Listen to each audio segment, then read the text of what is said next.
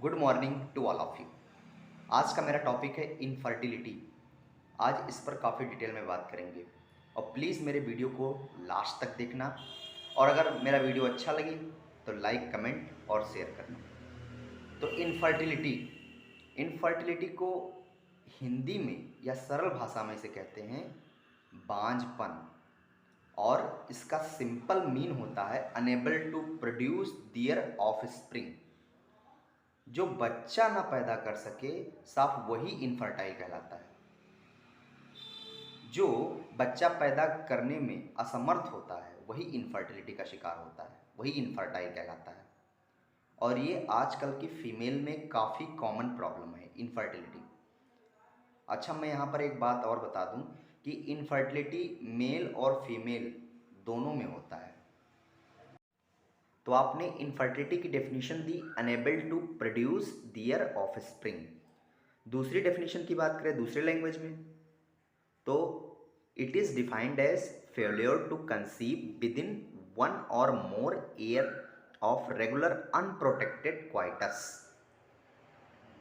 तो इसमें क्या होता है, जो मेल और फीमेल पार्टनर होता है, जो कपल्स होते हैं, तो उनकी कोशिश ये होती है कि हमको बच्चा पैदा हो जाए, लेकिन ऐसा होता नहीं है। उनको प्रेगनेंसी नहीं कंसीव होती है। अगर वो इनफर्टिलिटी के शिकार हैं तो कितनी भी कोशिश करते हैं, लेकिन इनफर्टिलिटी के अगर वो शिकार हैं तो उनको बच्चा कंसीव नहीं होता है, उनको प्रेगनेंसी नहीं कंसीव होती है और ना ही उनको बच्चा पैदा होता है।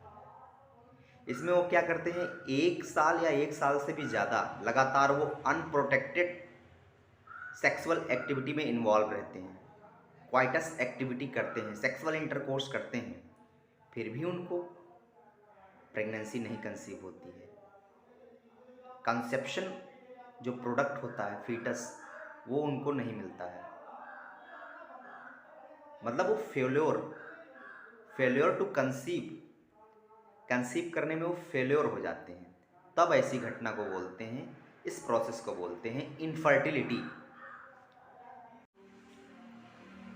तो इनफर्टिलिटी का सिंपल मीन हुआ, यदि कोई कपल्स 1 साल या 1 साल से ज़्यादा बिना किसी कंट्रासेप्शन मेथड को यूज़ किए बिना वो सेक्सुअल एक्टिविटी में इन्वॉल्व है, अपनी फीमेल पार्टनर के साथ सेक्सुअल एक्टिविटी कर रहा है, कोई कंट्रासेप्शन नहीं यूज़ कर रहा है, चाहे वो टेम्परेरी मेथड हो चाहे परमानेंट मेथड हो, कोई मेथड नहीं यूज़ कर रहा है, लाइक सिंपल कंडोम ही क्यों ना हो उसको भी नहीं यूज़ कर रहा है, बिना किसी कंट्रासेप्शन के 1 साल या 1 साल से ज़्यादा सेक्सुअल एक्टिविटी में इन्वॉल्व है और उसकी कोशिश है ये कि मुझे बच्चा कंसीव हो जाए, बच्चा पैदा हो जाए, लेकिन उसको ऐसा नहीं होता है। अगर उसको बच्चा पैदा ना हो तो ऐसी घटना को बोलते हैं इनफर्टिलिटी।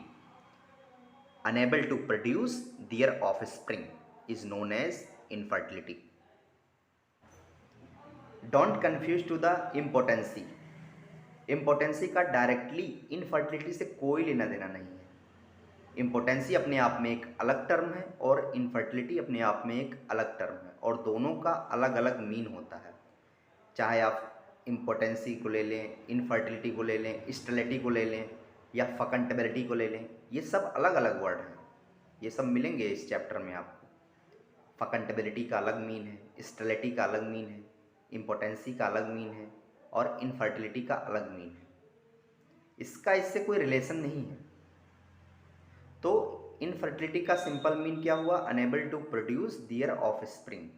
भाई नेचर ने या गॉड ने हमें ऐसा बनाया ही है कि हम जैसे हैं ऐसे संतान को हम उत्पन्न करें। ये नेचर ने हमको ऐसा कैरेक्टर दिया है।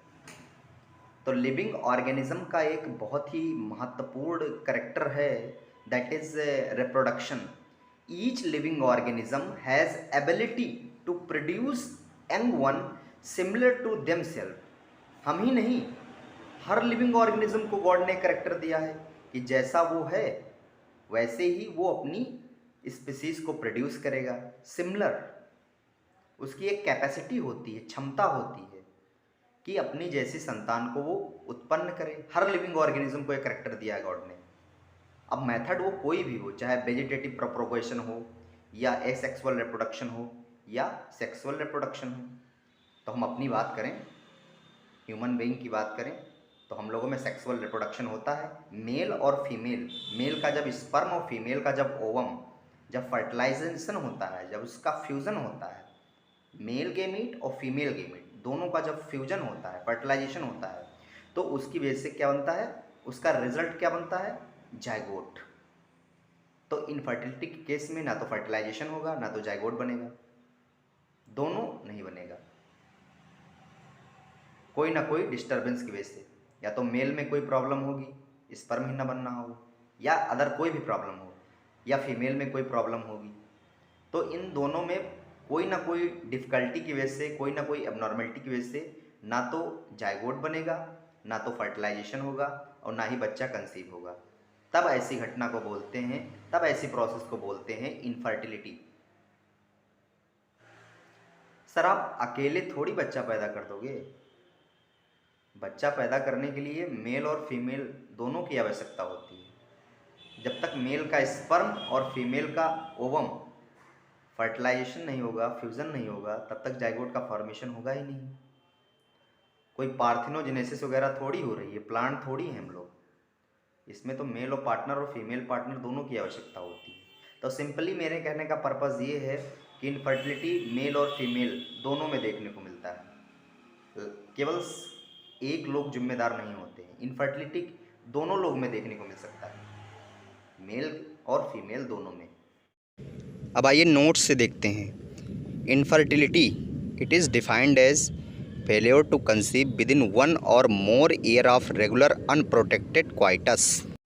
मान के चलिए कोई एक कपल है जिसकी शादी हो चुकी है और वो उसकी इच्छा है कि मुझे बच्चा पैदा हो, लेकिन उसको बच्चा नहीं पैदा होता है, उसको प्रेगनेंसी नहीं कंसीव होती है।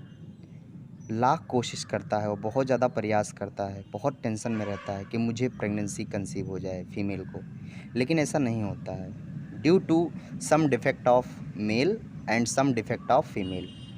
कुछ डिफेक्ट मेल में भी हो सकते हैं, कुछ डिफेक्ट फीमेल में भी हो सकते हैं। वो तो जब हम डायग्नोसिस बनाएंगे तो उससे पता चलेगा क्या डिफेक्ट है। तो कोई एक कपल है जो 1 साल या 1 साल से ज़्यादा अनप्रोटेक्टेड सेक्सुअल एक्टिविटी कर रहा है without use of any contraception, कोई कंट्रासेप्शन नहीं यूज़ कर रहा है, चाहे वो टेम्परेरी मेथड हो चाहे वो परमानेंट मेथड हो, कोई मेथड नहीं यूज़ कर रहा है, अनप्रोटेक्टेड क्वाइटस एक्टिविटी कर रहा है, जो नेचुरली होता है वैसे ही कर रहा है, फिर भी उसको बच्चा नहीं पैदा हो रहा है, फिर भी उसको प्रेगनेंसी नहीं कंसीव हो रही है, जो कंसेप्शन है, जो फीटस है, वो उसको नहीं प्राप्त हो रहा है, उसको रिजल्ट नहीं मिल रहा है, तब ऐसी घटना को बोलेंगे infertility. Inability to produce their offspring is known as infertility. इससे मिलता जुलता एक शब्द और है, स्टेरिलिटी। तो sterility is defined as inability to conceive. Sterility के केस में भी कंसेप्शन नहीं प्राप्त होता है, जो एंड प्रोडक्ट होता है, मेल का स्पर्म और फीमेल का ओवम जब फर्टिलाइजेशन होता है तो जाइगोट बनता है। तो इसमें भी ऐसा नहीं होता है, इसमें भी कंसेप्शन नहीं प्राप्त होता है। एक वर्ड है fecundability. Fecundability, it is defined as probability of achieving pregnancy within 1 menstrual cycle. It is 20% in young healthy couple. Fecundability में क्या होता है, जो यंग हेल्दी कपल होते हैं जिनकी अभी नई नई शादियां होती हैं और वो काफ़ी हेल्दी होते हैं, मेंटली फिजिकली सोशली हेल्दी होते हैं, उनको कोई बीमारी नहीं होती है, सेक्सुअली भी वो हेल्दी होते हैं, गुप्त रोग वगैरह कुछ बीमारी इनको नहीं होती है, सेक्सुअल आर्गन से रिलेटेड मेल में या फीमेल में कोई बीमारी नहीं होती है। इसमें क्या होता है, मेल का जो स्पर्म होता है वो काफ़ी स्ट्रांग होता है, उसमें मोर्टेलिटी काफ़ी अच्छी देखने को मिलती है, फीमेल के ओवरी में भी कोई डिजीज़ नहीं होती है, फीमेल जेनेटल ऑर्गन से रिलेटेड कोई बीमारी नहीं होती है उसको, ना तो उससे कोई इन्फेक्शन ना तो कोई डिजीज़, कोई बीमारी, एकदम हेल्दी कपल होता है। तो ऐसे कपल में 20% केसेस में एक ही मेंस्ट्रुअल साइकिल में उसको प्रेगनेंसी कंसीव हो जाती है। एक मेंस्ट्रुअल साइकिल उसको आई और एक मेंस्ट्रुअल साइकिल आने के बाद उसने सेक्सुअल एक्टिविटी किया without any use of contraception, उसको प्रेगनेंसी कंसीव हो जाती है। कुछ इंसिडेंट्स हैं लाइक 18% कपल जो हैं उनको प्रेगनेंसी 1 साल के अंदर ही कंसीव हो जाती है, उनको बच्चा पैदा हो जाता है। बाकी जो 10% हैं उनको 2 साल में होता है, और जो 10% कपल हैं उनको प्रेगनेंसी 3 साल में कंसीव होती है, 3 साल में बच्चा पैदा होता है। जब वो लगातार अनप्रोटेक्टेड सेक्सुअल एक्टिविटी करते हैं without use of any contraception, तब उनको ऐसा होता है। और ये उनको ऐसा सेकेंड इंटरकोर्स में होता है, पहली बार में नहीं, सेकेंड इंटरकोर्स में।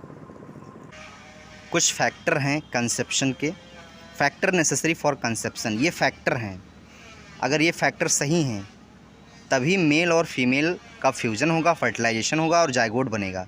और जाइगोट बनने के बाद 9 महीने तक उसका क्या होगा, एम्ब्रियोनिक डेवलपमेंट होगा, और इसके बाद बच्चा कंसीव होगा, डिलीवरी होगा, लेबर होगा। तो पहला पॉइंट है हेल्दी स्पर्मेटोजोआ, जो मेल का स्पर्म है वो हेल्दी होना चाहिए, उसमें कोई डिजीज़ ना हो, उसकी मोर्टेलिटी अच्छी हो। दूसरा पॉइंट है deposition of sperm high in vagina, जब आप इंसेमिनेशन करते हैं अपना, जब स्पर्म फीमेल के जेनिटल ट्रैक्ट में आप जब छोड़ते हैं, डालते हैं, तो उसका डिपोजिशन ज़्यादा अमाउंट में वेजाइना में हो, सब बाहर ना निकल आए, पूरा एकदम इंटर कर जाए अंदर की तरफ। नॉर्मल ओव्यूलेशन हो, जो टाइमिंग है 14 दिन, वो 14 दिन पर उसका नॉर्मल ओव्यूलेशन होना चाहिए, फिर ऐसा होगा कंसेप्शन, जल्दी कंसीव होगा। ये फैक्टर हैं, ये ज़रूरी है, ये होने ही चाहिए, तभी कंसेप्शन अचीव होगा। चौथा फैक्टर है कंसेप्शन के लिए, that is normal uterus and fallopian tube. जो यूट्रस है जिसके अंदर बच्चा जाके इम्प्लांट होगा वो नॉर्मल होना चाहिए, उसमें कोई डिजीज़ ना हो, उसकी पोजीशन सेम होनी चाहिए, जो नेचुरल पोजीशन होती है वो पोजीशन होनी चाहिए। और फैलोपियन ट्यूब में भी कोई डिजीज़ ना हो, कोई इन्फेक्शन ना हो, फैलोपियन ट्यूब भी नॉर्मल होनी चाहिए। नॉर्मल फर्टिलाइजेशन होना चाहिए, नॉर्मल यूट्राइन कैविटी होनी चाहिए, रेसेप्टिव एंडोमेट्रियम होनी चाहिए, रेसेप्टिव एंडोमेट्रियम होनी चाहिए। तो ये कुछ फैक्टर थे, अगर ये फैक्टर नॉर्मल है तभी कंसेप्शन होगा, तभी बच्चा कंसीव होगा, तभी मेल और फीमेल का फर्टिलाइजेशन होगा और जाइगोट बनेगा। और जाइगोट बनने के बाद यूट्राइन कैविटी से अटैच हो जाएगा बच्चा और उसका 9 मंथ तक एम्ब्रियोनिक डेवलपमेंट होगा, इसके बाद लेबर होगा। तो ये पूरी प्रोसेस है। ये कुछ फैक्टर थे जो कंसेप्शन के लिए आवश्यक होते हैं। ये मेरा पार्ट 1 है इनफर्टिलिटी का, इसका पार्ट 2 नेक्स्ट वीडियो में आपको मिलेगा। कैसा लगा मेरा वीडियो? Thank you.